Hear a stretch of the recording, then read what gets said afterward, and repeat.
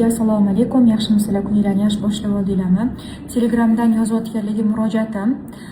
Qo'shib yuboringlar, kechagi kursga 7-iyundagi kursga qo'shing, to'lov qilganman yozayotganlar, telefon qilayotganlar.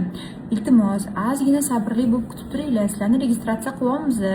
Biz ham hammalarning ism-nishonlarini ko'ryapmiz, cheklarni tekshiryapmiz. Haqiqatda to'lovlari o'tgan insonlarni kursga ulayapmiz. Kecha boshlanib bo'ldi kurs.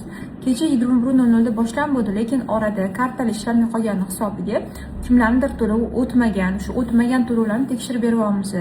Bundan tashqari juda ko'p xabarlar kelgan, kurs boshlangandan keyin keyingi kurs qachon, men bu safargisiga ulgurmadim deb, уже keyingi kursga joyband qilishni boshlashgan.